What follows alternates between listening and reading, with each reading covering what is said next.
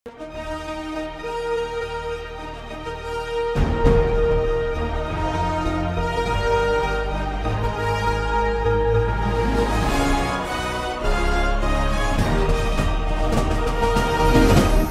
பார்த்து கொண்டிருப்பது உங்கள் ஜாஷ்வா டிவி. சகல ஜனங்களுக்கும் நற்செய்தி.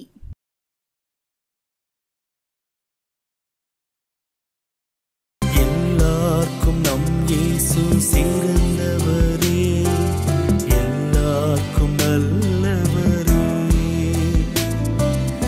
எல்லாருக்கும் நம் இயேசு சிறந்தவரே, எல்லாருக்கும் நல்லவரே.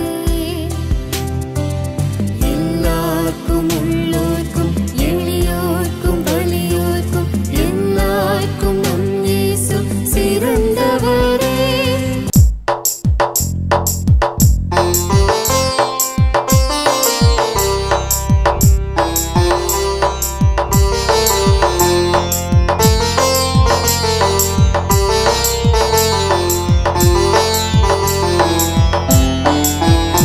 ஒரு வார்த்தை சொல்லும் கர்த்தாவே, எங்கள் வாழ்க்கையெல்லாம் செழிப்பாகுமே. ஒரு வார்த்தை சொல்லும் கர்த்தாவே, வார்த்தையிலே சுகம், வார்த்தையிலே மதுரம், வார்த்தையிலே சுகம், வார்த்தையிலே மதுரம், வார்த்தையிலே எல்லாம் சந்தோஷம், வார்த்தையிலே எல்லாம் சந்தோஷம். ஒரு வார்த்தை சொல்லும் கர்த்தாவே, எங்கள் வாழ்க்கையெல்லாம் செழிப்பாகுமே. ஒரு வார்த்தை சொல்லும் கர்த்தாவே, மாறாவின் தண்ணீரெல்லாம் மதுரமாக மாறி போகும். மாறாவின் தண்ணீரெல்லாம் மதுரமாக மாறி போகும். கண்ணீர் மாறிடும், துக்கம் மாறிடும், கண்ணீர் மாறிடும், துக்கம் மாறிடும். ஒரு வார்த்தை சொன்னால் போதுமே, ஒரு வார்த்தை சொன்னால் போதுமே. ஒரு வார்த்தை சொல்லும் கர்த்தாவே, எங்கள் வாழ்க்கையெல்லாம் செழிப்பாகுமே. ஒரு வார்த்தை சொல்லும் கர்த்தாவே, இருளான வாழ்க்கையெல்லாம் ஒளியாக மாறி போகும். இருளான வாழ்க்கையெல்லாம் ஒளியாக மாறி போகும். கண்ணீர் மாறிடும், துக்கம் மாறிடும், கண்ணீர் மாறிடும், துக்கம் மாறிடும். ஒரு வார்த்தை சொன்னால் போதுமே, ஒரு வார்த்தை சொன்னால் போதுமே. ஒரு வார்த்தை சொல்லும் கர்த்தாவே, எங்கள் வாழ்க்கையெல்லாம் செழிப்பாகுமே. ஒரு வார்த்தை சொல்லும் கர்த்தாவே. எல்லாருக்கும் உள்ளோர்க்கும் எளியோர்க்கும் வலியோர்க்கும் எல்லாருக்கும் நம் இயேசு சிறந்தவரே. ஆண்டவராகிய இயேசு கிறிஸ்துவின் நாமத்தினாலே உங்களுக்கு என்னுடைய அன்பான வணக்கத்தையும் வாழ்த்துக்களையும் தெரிவித்துக் கொள்கிறேன். இன்றைய இரவு வேளையில், இந்த நாளில் பரிகாரியாகிய கர்த்தர் என்ற தலைப்பில் நான் அநேக காரியங்களை உங்கள் மத்தியில் பகிர்ந்து கொள்ள விரும்புகிறேன். இதற்கு நான் ஆதாரமாக எடுத்துக்கொண்ட வேத வசனம் யாத்திராகமம் 15ஆம் அதிகாரம் 26ஆம் வசனம். நானே உன் பரிகாரியாகிய கர்த்தர் என்றார். நானே உன் பரிகாரியாகிய கர்த்தர் என்றார். ஆங்கிலத்திலே வேதாகமும் இதற்கு போடப்பட்டிருக்கிற வசனம் I am the Lord that healeth thee. இன்னும் modern வெர்ஷனில் I am the Lord who heals you என்று போட்டிருக்கிறது. இதற்கெல்லாம் என்ன அர்த்தம்? நான் உன்னை குணமாக்குகிற கர்த்தர். என் அன்பு சகோதரனே, என் அன்பு சகோதரியே, என் வாலிப தம்பி தங்கையே, என் சிறு பிள்ளையே, வியாதியோடு, பலவீனத்தோடு, நோய்களோடு, நம்பிக்கையற்ற நிலைமையிலே இந்த டிவி முன்பாக உட்கார்ந்து கொண்டிருக்கிறாயோ, இந்த ராத்திரி வேளையில் கர்த்தருடைய வார்த்தை கடந்து வருகிறது. நான் உன்னை குணமாக்குகிற கர்த்தர், நான் உன் பரிகாரியாகிய கர்த்தர். I am the Lord who heals you. I am the Lord that healeth thee. ஆண்டவரை பற்றி வேதம் என்ன சொல்கிறது? யாத்திராகமம் 23ஆம் அதிகாரம் 25ஆம் வசனம் சொல்கிறது, அவர் உன் அப்பத்தையும் உன் தண்ணீரையும் ஆசீர்வதிப்பார். வியாதியை உன்னிலிருந்து விலக்குவேன். நாம் சாப்பிடுகிற உணவுப் பொருட்களையும் நாம் குடிக்கிற நீரையும் ஆசீர்வதித்து கொடுத்து அதன் மூலமாக வருகின்ற வியாதிகளை நம்மை விட்டு நம்முடைய ஆண்டவர் விலக்குவாராம். என்ன அருமையான வசனம்! அதனால தான் ஒரு கிளாஸ் தண்ணி குடித்தாலும் தேங்க்யூ ஜீசஸ்ன்னு சொல்லிகிட்டே குடிக்கணும். சாப்பிடும்போதெல்லாம் மனசுக்குள்ள நன்றி ஆண்டவரேன்னு சொல்லிட்டு சாப்பிடணும். அப்படி சொல்லும் பொழுது நம்முடைய அப்பத்தையும் தண்ணீரை ஆசீர்வதித்து அதன் மூலம் வருகின்ற வியாதிகளை நம்ம விட்டு அவர் விலக்குவார். அப்படி சேருவோமா? சரிங்களா? தென்னாப்பிரிக்காவில் ஜேஎஃப் ரோலன்ஸ்னு ஒரு பாஸ்டர் இருந்தார். 9 தடவை உணவில் நஞ்சு கொடுத்து விஷம் கொடுத்தவரை கொல்ல நினச்சாங்க. ஒரு தடவை கூட அந்த விஷத்தால் அவரை ஒன்றும் செய்ய முடியலை. காரணம் என்ன தெரியுமா? என்ன உணவு கொடுத்தாலும் அதுக்கு உணவை ஆசீர்வதித்து அந்த உணவு கொடுத்த ஆண்டவருக்கு நன்றி செலுத்தி விட்டு ஆண்டவரே அந்த உணவை ஆசீர்வதிக்கும்படி கேட்டுட்டு தான் அவர் சாப்பிடுவார். அப்படி செய்கிறோமா? 2 காரியம் செய்யணும். ஆண்டவரே அந்த உணவு தந்ததுக்கு நன்றின்னு ஜெபம் பண்ணணும். ஆண்டவரே இந்த உணவை ஆசீர்வதித்து தாருன்னு கேட்கணும். அப்படி கேட்கும்போது அவர் அப்படி கேட்டுட்டு ஜெபம் பண்ணனால தான் அந்த விஷத்தினால் அவரை ஒன்றும் செய்ய முடியலை. உபாகமம் 7:15 என்ற வேத பகுதி சொல்கிறது, கர்த்தர் சகல நோய்களையும் உன்னை விட்டு விலக்குவார். உங்களுக்கு என்ன நோய் இருந்தாலும் அதுக்கு போல சப்ஸ்டிடியூட் பண்ணிக்கலாம். கர்த்தர் என்னுடைய அந்த ஸ்கின் டிசீஸை குணமாக்குவார். கர்த்தர் என்னுடைய சிறுநீரக கற்களை குணமாக்குவார். கர்த்தர் என்னுடைய கட்டிகள் கரைந்து போய் குணமாகும்படி செய்வார். இப்படி அதில் நீங்கள் போட்டு என்ன வியாதினாலும் அதில் போட்டுக்கிடலாம். அது மாத்திரம் இல்லை, சிலுவையில் இயேசு கிறிஸ்து நமக்காக ஏற்றுக்கொண்ட காயத்தின் தழும்புகள் நம்முடைய நோய்களை அனைத்தையும் குணமாக்க வல்லவை. ஏசாயா 53:5 சொல்லிடுது பாருங்கள், நம்முடைய மீறுதல் நிமித்தம் அவர் காயப்பட்டு நம்முடைய அக்கிரமங்களின் நிமித்தம் அவர் நொறுக்கப்பட்டார், நமக்கு சமாதானத்தை உண்டு பண்ணும் ஆக்கினவர் மேல் வந்தது, அவருடைய தழும்புகளால் குணமாகிறோம். இதை தான் ப்ரெசன்ட் டென்ஸில் பேதுரு அழகாக சொல்லுவார். 1 பேதுரு 2:24 நம் பாவங்களுக்கு செத்து நீதிக்கு பிழைத்திருக்கும்படி அவர்தாமே தமது சரீரத்தில் நம்முடைய பாவங்களை சிலுவை மேல் சுமந்தார், அவருடைய தழும்புகளால் குணமானீர்கள்னு. விசுவாசத்தோடு நம்ம ஜெபம் பண்ணோன்னா அவருடைய நோய்களை கட்டாயம் ஆண்டவர் குணமாக்குவார். அதனால தான் யாக்கோபு 5:15 சொல்கிறது, விசுவாசமுள்ள ஜெபம் பிணியாளியை ரட்சிக்கும்னு சொல்லி. இந்த நிகழ்ச்சி முடிவில் நான் வியாதிஸ்தருக்காக உங்களோடு சேர்ந்து ஜெபம் பண்ணும்போது வியாதி உள்ள இடத்துல நீங்கள் கை வைத்து விசுவாசத்தோடு ஜெபம் பண்ணுங்க, நிச்சயம் ஆண்டவர் மனம் இறங்குவார். மல்கியா 4:2 சொல்கிறது, என் நாமத்துக்கு பயந்திருக்கிற உங்கள் மேல் நீதியின் சூரியன் உதிக்கும், அதன் செட்டைகளின் கீழ் ஆரோக்கியம் இருக்கும். எரேமியா 30:17 நான் உனக்கு ஆரோக்கியம் வர பண்ணி உன் காயங்களை ஆற்றுவேன் ஆண்டவர் சொல்லுகிறார். எரேமியா 33:6 நான் அவர்களுக்கு சௌக்கியமும் ஆரோக்கியமும் வர பண்ணி அவர்களை குணமாக்கி அவர்களுக்கு பரிபூர்ண சமாதானத்தையும் சத்தியத்தையும் வெளிப்படுத்துவேன்றார். சங்கீதம் 107:20 சொல்கிறது, அவர் தமது வசனத்தை அனுப்பி அவர்களை குணமாக்கி அவர்களை அழிவுக்கு தப்புவிக்கிறார். நீதிமொழிகள் 4:20, 21, 22 வசனங்களை வாசித்து பாருங்கள்.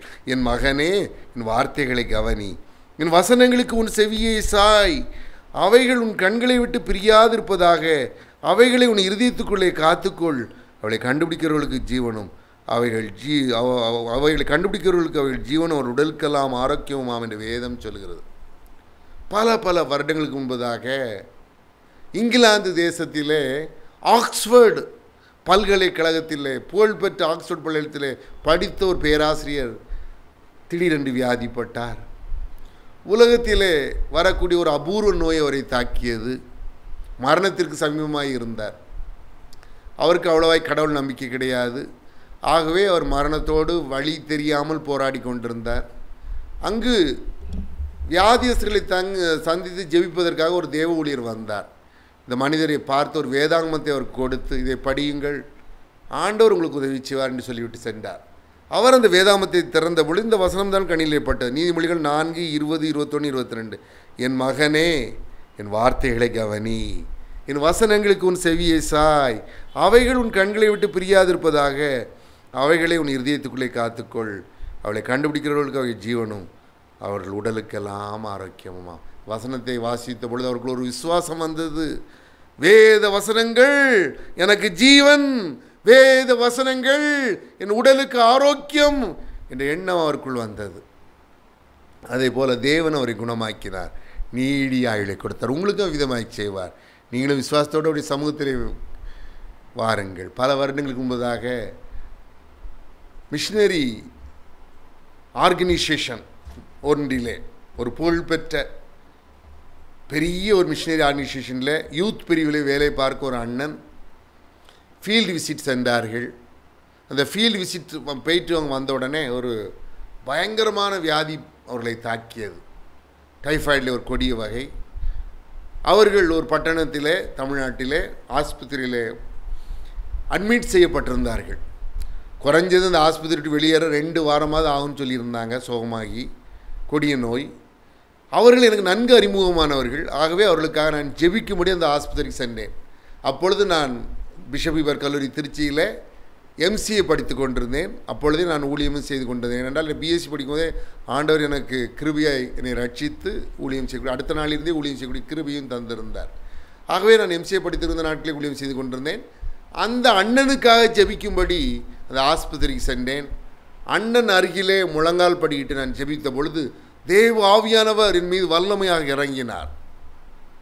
அண்ணனை குணமாக்குவதாக வாக்கு கொடுத்தார். அதே வேகத்தில் அண்ணனை அந்த ஆவியானவருடைய வல்லமை தொடுவதை நான் உணர முடிந்தது.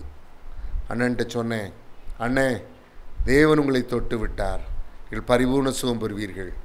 அவங்க டாக்டர் சொல்கிற மாதிரி நீங்கள் 15 நாள் 20 நாளுங்க தங்கி இருக்கணும். நீங்கள் மனசுக்குள்ளே வேதனைப்பட்டுட்டு இருக்கீங்க. ஐயோ 15 நாள் ஆஸ்பத்திரியில் இருந்தால் ஊழியம் என்ன ஆகிறது, 20 நாள் 15 நாள் ஆஸ்பத்திரியே தங்க வேண்டியது இருந்தால் ஊழியம் என்ன ஆகுதுன்னு சொல்லி கவலைப்பட்டுட்டு கலங்கிட்டு இருக்கீங்க.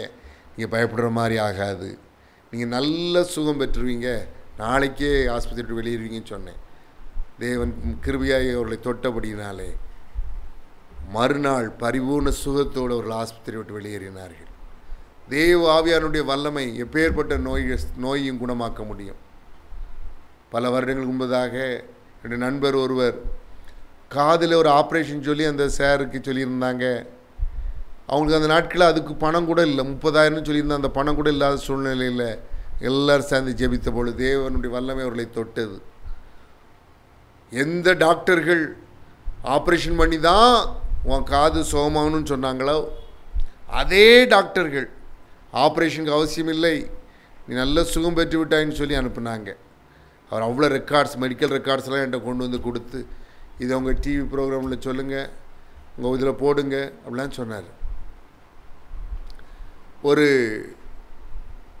11-12 வருடங்களுக்கு முன்பதாக திரைப்படத்துறையிலிருந்து ஒரு சகோதரி அவர்கள் திரைப்படத்துறையில் பல விருதுகளை வாங்கியிருக்கிறார்கள். கலைமாமணி அவார்டு மாதிரி நிறைய விருதுகள் வாங்க, ஒரு புகழ்பெற்ற திரைப்பட நடிகை. அந்த நாட்களிலே நான் திரைப்படத்தில் வேலை பார்க்கிற மேக்கப் மேன், சில அசிஸ்டன்ட் டைரக்டர்ஸ், டெக்னீஷியன்ஸ், நடிகர் நடிகைகள் இவர்கள் மத்தியிலே ஊழியம் செய்யக்கூடிய ஒரு வாய்ப்பு எனக்கு கிடைத்தது. நான் சில ஆண்டுகள் அவர்கள் மத்தியிலே ஊழியமும் செய்திருக்கிறேன். ஆகவே இந்த சகோதரி எனக்கு அறிமுகமானவர்கள். ஒரு நாளிலே தேவாவியானவரால் உந்தப்பட்டு அவரிடத்திலே ஃபோன் செய்தேன்.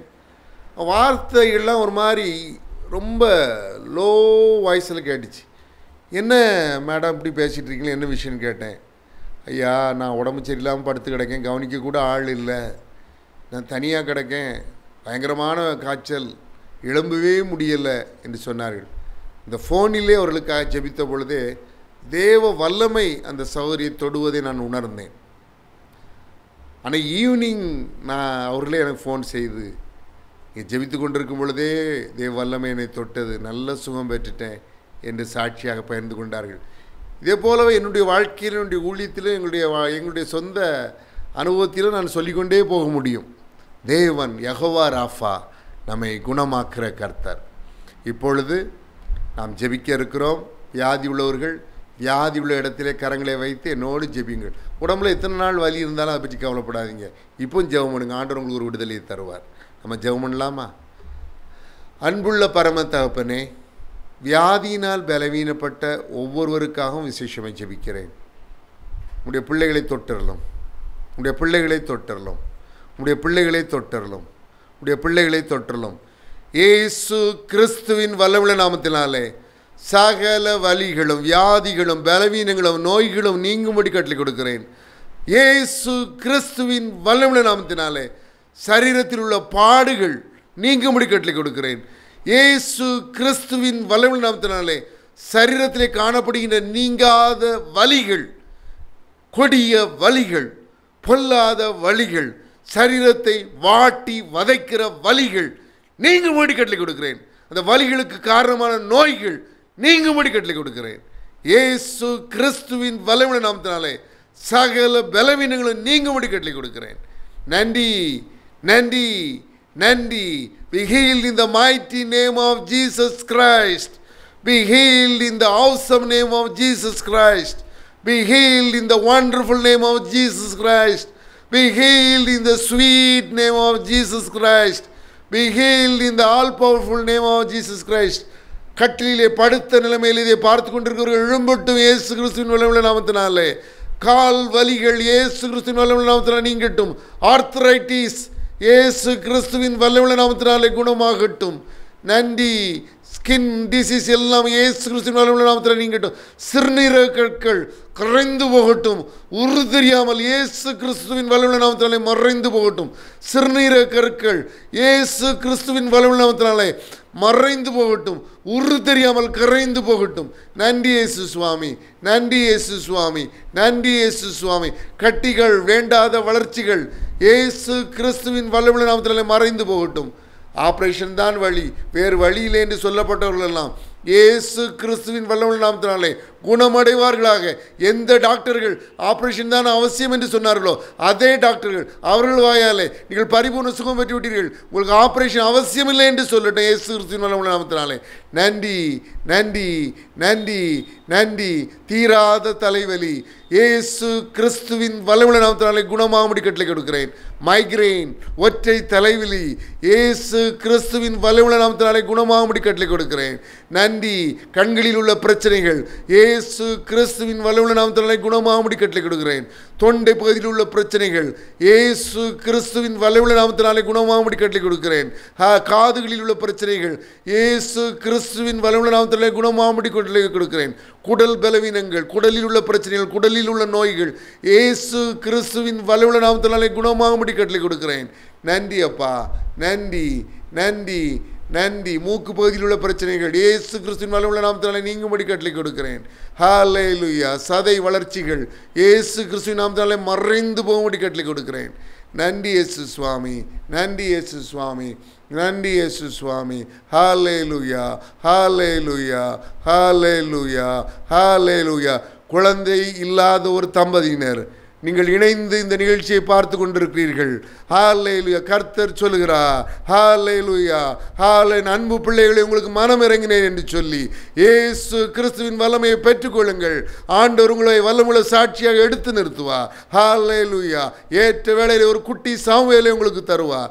நன்றி அப்பா, நன்றி, நன்றி, நன்றி, நன்றி, நன்றி, நன்றி, நன்றி. சகல துதியும் கனத்தையும் மகிமையும் வல்லமையும் ஒருவருக்கே செலுத்துகிறோம். இயேசு கிறிஸ்துவின் நாமத்தினாலே வேண்டிக் கொள்கிறோம் பிதாவே, ஆமேன்.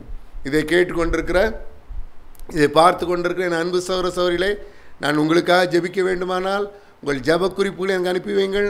நான் உங்களுக்காக ஆண்டோட ஊக்கமாக ஜெபிப்பேன். என்னுடைய முந்தைய கடந்த நிகழ்ச்சி மூலமாக அற்புதங்களையோ ஆசீர்வாதங்களையோ நன்மைகளையோ பயன்களையோ பெற்றிருப்பீர்கள். ஆனால் தயங்காமல் எனக்கு தெரியப்படுத்துங்கள். நாம் ஒன்று சேர்ந்து ஆண்டவரை துதிக்க, அவரை ஸ்தோத்தரிக்க, அவருக்கு நன்றி செலுத்த, அவருக்கு நன்றி உள்ளவர்களாய் வாழ அது ஏதுவாக அமையும். ஆண்டவராகிய இயேசு கிறிஸ்து தாமே உங்களை ஆசீர்வதிப்பாராக. May God bless you. எல்லாருக்கும்